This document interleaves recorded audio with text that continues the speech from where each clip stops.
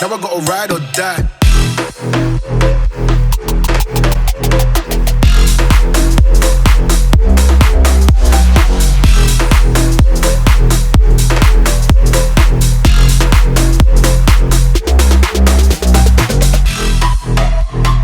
So guys, welcome back to the channel. As you can see by my face, I am the day after having my teeth pulled out. If you guys didn't know, I had 3 teeth pulled out yesterday, so I'm a bit dribbly in this video. Yes, I'm always cheers for that, mate, always dribbly. So yeah, sorry in advance. I'll try not to do too much talking and putting the camera on my face, because I will let Jason take over, because many things have happened to the Focus. Ford Focus ST, we have got the bonnet up. Nice, up. We have Yeah, a broken that was broken, barrel. wasn't it? That was broken, We found what was wrong with that. It's now smashed to pieces, because we had to smash it to pieces to get it out. Is that relatively normal? Because I think it is. I've had many messages of people saying this is very normal. Ford let you have an access point here. So you pull the grille, it's not as easy as that. You really pull the grille and you get in and you have to around, and there's a bit of animalistic action. You smash this little bit here and then it pulls out. Anyway, it's out. That's the main thing. I don't really know where we are at the moment, because I left Steve with this last night. I like it. We literally jumped straight in the video, but I actually don't have a clue. taking things apart and making them standard is what's happening. Basically, it has this on it. Right. So I'm this not is a fan. A K&N, is it? Probably. It's a It K&N. doesn't even have K&N on it, actually, does it? It does, yeah, it does. Oh, it It's does have a K&N. grubby. It's just really bad, yeah. I'm removing the DSCI components from the car, and as Steve had a load of genuine original Ford bits, I thought where the car's all standard, Yeah. with so standard exhaust, everything. I thought, hey, why not make the best engine bay we can? Let's just go on. It's 17 years old, right? Yeah. No one's got these left. These are all in the bin. Remember what happened to RS turbos? An Same airbox is now situation. £300 plus. So I figured, whilst I was on the route of making this car like a nice looking factory one, I'd do the engine bay too. So Yeah, I see where you're going with this, mate. And I know there's a lot of people that might be like, "Oh, that's obvious," but this is now what, a 17-year-old car? 17-year-old car. And parts are becoming hard to find. And if history repeats itself, these are going to be the same as Escorts and everything pre this generation. Well, what we've been doing. So engines are met at the moment.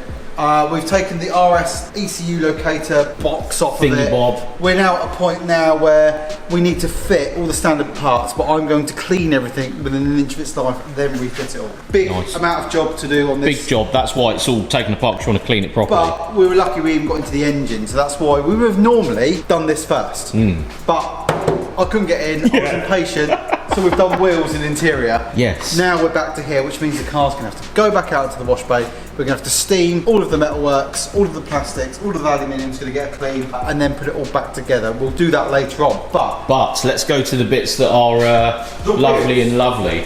Look at the wheels, mate. Martin's done a terrific job of those. Happy with those. Perfect fleck, very happy with that. They look very standard, like factory. Yeah, that's the look we're going for. Look at this. I'm well impressed with them. They look fantastic. They do, don't they? We did do an interim video of these being done. Yes. So we know the process and how much this has taken to actually get to this point, and now they're on and mounted. They look fantastic. I know we're just harping on about standard coloured wheels, but it's hard to find them with standard colours. I mean, It's just how it is. Embrace how they are. The car embrace it. interior, I'm really happy with. Yeah. We've fitted a standard Ford Sony radio, so that is now is now in the car. Yeah. Look at that. Which I think looks right in there. The head unit that was in the car was broken. Right, it So was, yeah. screen. I didn't point that out the other day, and then people started saying, "Why is the screen like that?" And yeah, it was because. And someone had a very aftermarket good thing. Someone had had a good job at trying to get it out. That wasn't me. No.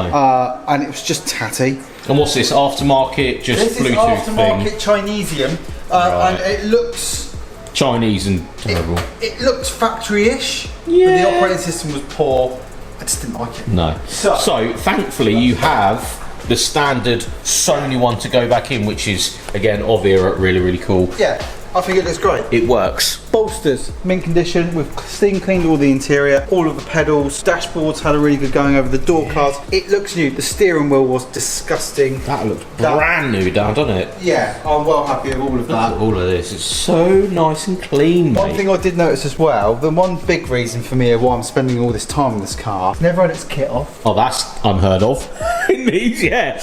They've all had their kit off. It's not been or repainted. new bits put on. This is original paint. Wow. Paint figures Yeah. all around. You look inside the door shut, it's like brand new. Look at There's that. no signs of rust, there's no signs of accident damage. It's just a nice car. That is a very nice being bit said, of kit. We've also got the boot compartment looking like brand new as well. All of the door shut. None of the usual rust or corrosion issues that are starting to be found in some of these cars now. It's just a nice example. So just super chuffed to spend the time on it. Everything's just starting to come together now. And I know people are going to be like, oh, again, why are you doing this? It literally is the next generation of car that's going up in price. Tell you what, I'll show you This is the next one. Also, we forgot to tell everyone, you've actually had this exact car, but in your previous life. The previous generation. Literally in your previous life, when they were relatively new. My idea was, Oh, here we go. I like the stripe kit. Oh, Okay, so- right. Pause the video and leave a comment below. No stripe kit or kit. What do you reckon? I've done an As Instagram, is, I've done an or- Instagram poll. Basically 50-50, no help. Damn it! I knew that was coming. A lot of people are saying compromise, yeah. just fit the side decals. Okay. They don't There. suit the up and overs. No. I'm sorry, but that's a Ford promo launch day at Birmingham NEC with the stripe kit, with the Ford Gumpf, the brochure. Yeah, all the brochures and stuff. You can Oh, I read- don't know, mate. What do you reckon? Should that happen? I'm not sure. Or Do you just keep it as is? Ah, okay. I don't know. I don't know Right. either. Pause the video, leave a comment below. Let me know. Stripes or no stripes? Or do we go stripes over and stripes on the door? Do you leave it like this, or do you just do the door stripes, basically? who knows? Who knows? I like the door stripes, if I'm honest, but I like all of the stripes. I like all the stripes. Manufacturers don't put stripes on cars anymore, so this is probably the last car from this generation that had stripes on. 17 years old though. Look how nice Look that how car is. clean she is now. I must admit, it was slightly grubby in there. I didn't really get much content beforehand, but hey, that's like a brand new, lovely car now. I'd be excited Very to come and impressive. pick this up. When I figure out the eventual final price, that I'm not going to be putting out for tons of money, No. but it will reflect the effort. And it Yeah. will reflect the mileage and the service history, the fact that both the keys are there, it's very original, but it's still got a bit of a fruity map. Also nice, so it's got a stage one. It won't be an entirely standard boring car to drive. Yeah, it will be like the stuff you would have done from the factory. Like if this had come out and they were like, oh, we've just released a stage one map, you'd have gone and got it. Absolutely. But left the car as is because no one really did wheels, no one really did lower it, like all this other stuff. It would have been sort of, you would have done the basic mods. Got something else I'm going to show here you we go. guys. Go on. What I want to show you guys. Go on, round we go. Car's now in the air.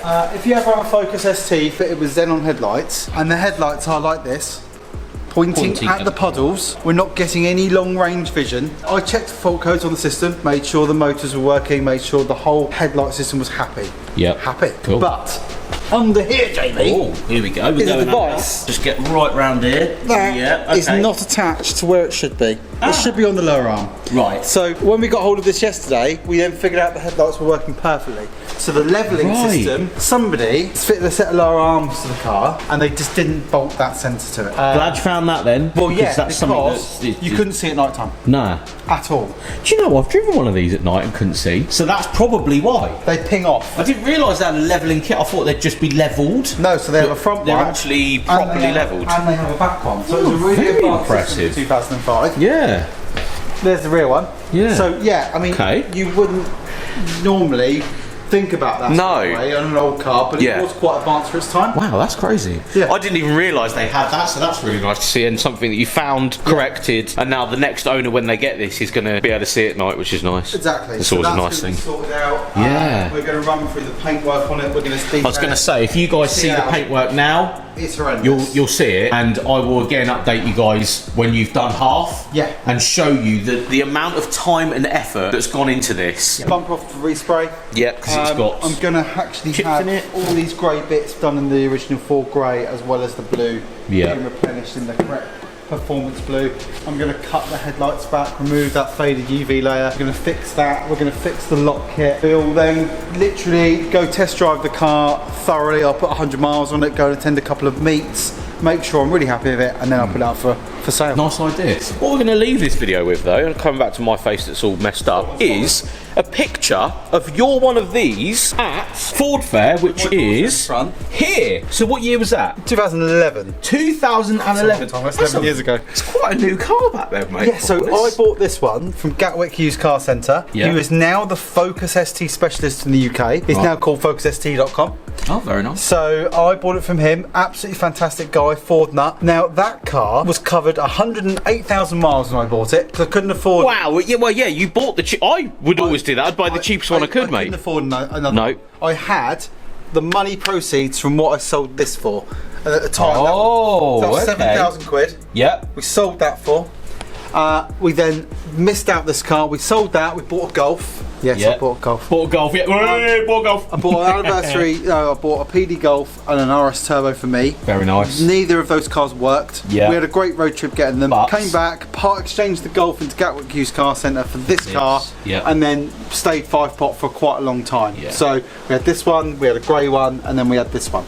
So very nice. With some Golfs again. History in does the middle. repeat itself, doesn't it? So this is why you're so enthusiastic about that car, because if that's got less mileage than the one I had 11 years ago. 11 years ago, yeah. So if we think about it, you had this, you enjoyed it, and now you can enjoy another one for a bit. Oh, I'm sentimental over it. And then, yeah, that's the thing. And I don't think we got that in the first couple of videos. I went for the fade out stripes. I was going to say, the next thing was the stripes are already on there. The stripes are already on there. I put those on there. Put them on there. I remember doing that in my mate's workshop.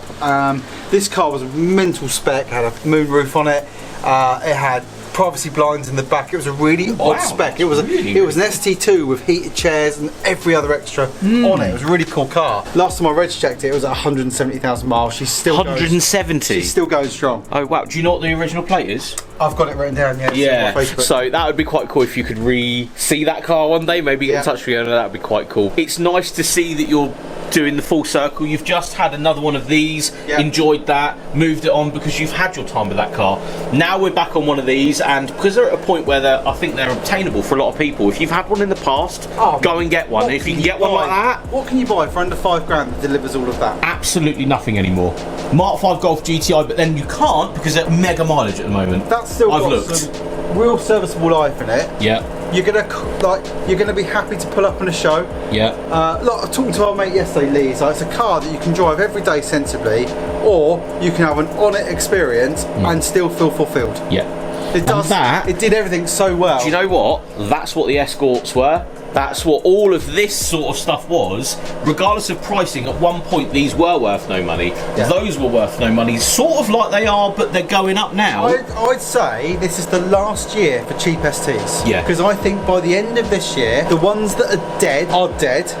The ones that are mint. Yeah. And the in-between cars are much the same as what happened to these. Yeah. Have disappeared. Yeah. So these are now 30s. So or whatever you want to charge for it. I can't get my head round that a 100,000 mile one of them in green or white is 25 grand now. Yeah.